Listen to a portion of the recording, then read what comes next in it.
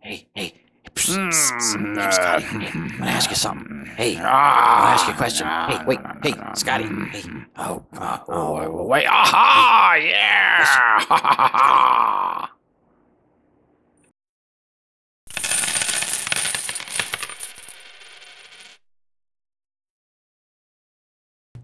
Hey friends, welcome to Gamethunk with DM Scotty. Glad to have you with me.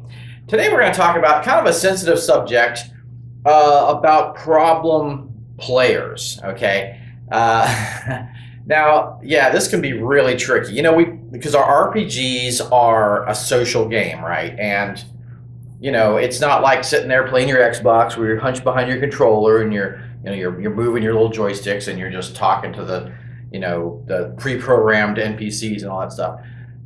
RPGs are so great because they're social, because everybody gets input into the game and makes it so cool. And I just love that about RPGs. I love the fact that people have their own input. It changes the game. I feel as much as I put into it, they put into it too. And I'm a big fan of my characters. I love the player characters. You know, they're the heroes of the story, and everything revolves around them and the world-changing events and this kind of thing. So, you know, just great stuff. Just so much fun. So much, to me, it's so much more fun than just sitting down playing a computer game and you have a choice to go on a quest or not. You know, that's it. It's pre-programmed. With an RPG, it's not. But that's the beauty of it. But it can also be a problem, right? Because it's really only as good as you and the players.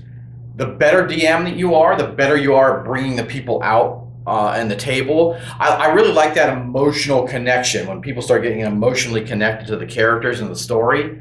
I really try to bring that out with my games because that's what makes it so special. Not the rolling dice, not what stats you got, not what spell. It's the interesting choices the characters have to make and, you know, the emotional ties that the players have to the game, which is really something special. And I really try to nurture that.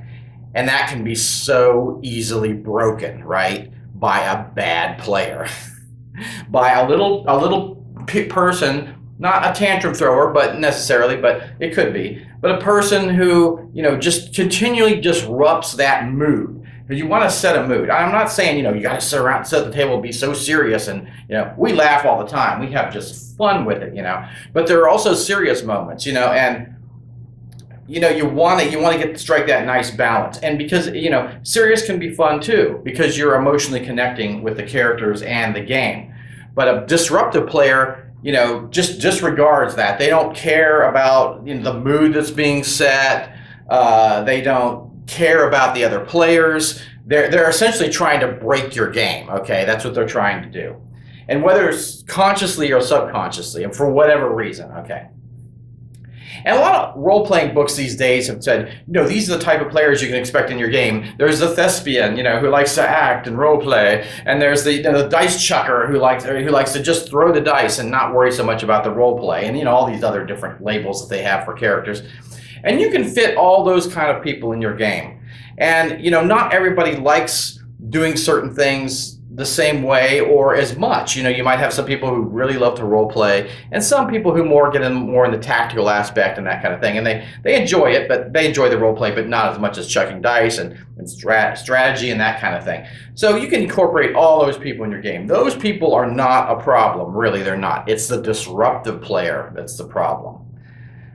Yeah, a disruptive player who has no respect for the other players, the DM, or what's happening, the magic that's happening in your game will ruin your game, okay? If you are a new DM, you need to watch out for this kind of player who will just disrupt your game and ruin it. Because I'm telling you right now, your game will not last long if you have a disruptive player, okay?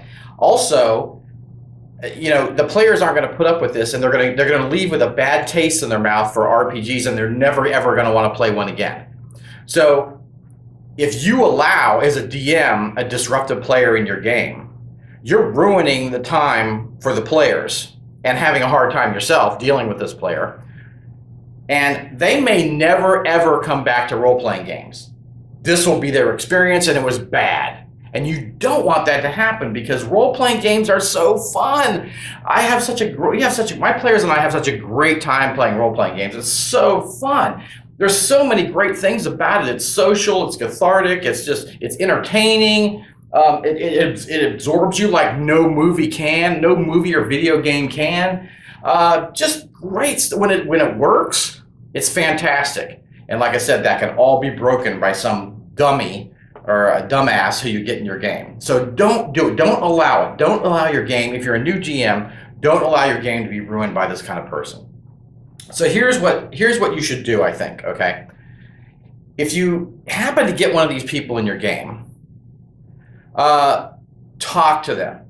What I would do is it's nice to know the people first before you play. That's not always possible. But if you know the people, you kind of know what kind of personalities they have and how they'll kind of fit in the game.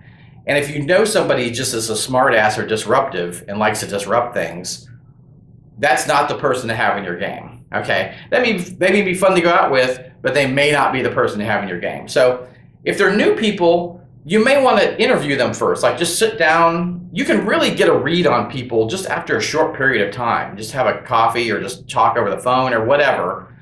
It doesn't take very long to get a read on people, right? And how they're going to act maybe in a social situation, okay? If one does slip by you, don't let it go on, okay? Talk to this player and give them one chance, okay? Talk to this person, and a lot of times people like this will be like, well, I don't want to play anyway, and that kind of thing. So good riddance, bye. But if the person's like literally or really didn't know they were being so disruptive, you could give them another chance, right? But if they ruin it again, if they ruin another session, you got to get rid of them, because if you don't, these people are going to quit your game. They're not going to take it. They're there to have fun. Their time is precious, right? All the other players are having their game ruined by someone like this, by a difficult player, okay? So whether they throw tantrums, whether they argue every single rule, whether they just make up dumb stuff that doesn't fit into the table. I love people that come up with creative and interesting things, ideas for the game. I totally encourage that. But someone that comes up with just dumb stuff to break the game or just change the mood and make it dumb, you don't need that in your game. It's going to ruin your game. So get rid of them. That's the thing. Yeah, if that one talk doesn't work, then you get rid of them. Don't punish them in game. Don't do all. I mean, there's a lot of people that will, kind of do that, secondhand DM stuff and, try to, the authorities are coming after you. Well, there should be consequences in a role-playing game. But when you're trying to fight that in the game, you're not paying attention. You're dealing with that, okay? You're dealing with that situation as a DM, and you're not bringing the fun to the other players because you can't, because you got to fight this player the whole time, right? So don't do that. Don't punish. I'm just going to punish this person in the game and they'll get in line. It doesn't work that way. You got to talk to them out of game, and if they acquiesce, then you could try them one more time. But if they do it again, they're out of the game. You can't let this go because you will ruin your group. Particularly new GMs, you need to know this. Don't let your group get ruined by some player like this. Now, there is a problem with that, okay? What if this person's your spouse, okay? My wife and my daughter love to play, and I even have my dad play at times. And they're all great players. They know, they're great role players. They're great tactically, and they have just fun. They love building characters, and they love everything about RPGs. But what if you talk your wife into playing, and then she's the player. She's the one that's trying to break the game. She's saying dumb stuff and teasing you or just whatever. Whatever she's doing to just break the immersion of the game. What do you do then? That's a real problem, because you can't just say, it's more than likely you can't just say, okay, well, honey, I don't want you to play anymore because you suck and you're horrible and you're ruining the game.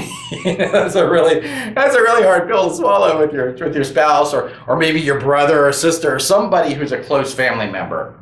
It's harder with a spouse, I'm sure, but a close family member, you could really hurt your relationship with that person. But you have to make a decision, okay? You either have to quit role-playing games And if that person's your spouse or your brother or sister, then they're just not going to play either. Or you have to say, I want to play with this group without you, which I understand can be really difficult. But that may be the only way to salvage this, because if players don't get what you're trying to tell them when you have that conversation, the conversation about why they're ruining your game, and you don't have to be mean about it. You can just be level-headed. Don't get upset if they start getting upset. Don't get upset. Just try to be level-headed, and that usually calms people down.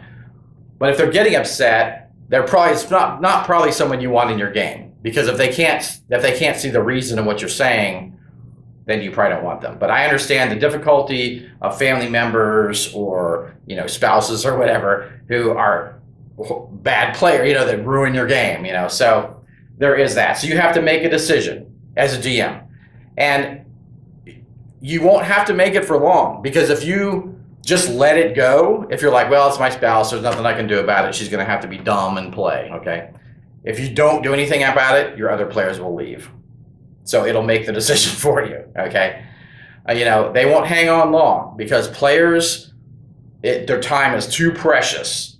And role-playing takes a long time to do. It's a long-term activity that has a lot of commitment, and mental energy and emotion, So if you're ruining that week after week after week, it's not going to be long. It's not going to be very many weeks before your players just can't show up for some reason or whatever. The group's going to break up because they can't handle that. So you've got to decide as a DM, as a person, how much do you like this hobby? Do you want to continue it with the players that are doing well and playing well together, and continue with a great game, and maybe hurt some other people's feelings in the process, because some people can't take criticism at all, or do you want to, just quit?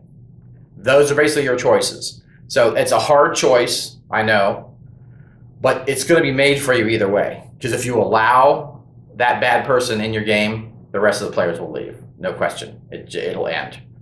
So I want to have this little talk to you about this. No, it's funny, because I've thought about it, but I personally have never ever had to boot a person from the game. I think because I know all my friends and we're all kind of the same temperament, and that kind of thing. And that's great if you get people like that in your game that are all the same temperament, and you can play together. Then that's great. And I play with people online who are fantastic too. We have a great time. So, don't be afraid of having people you didn't necessarily know from the start. But like I say, maybe talk to them and try to get to know them a little more before you put them in your game, because you can really judge someone's character from just a short conversation. You really can.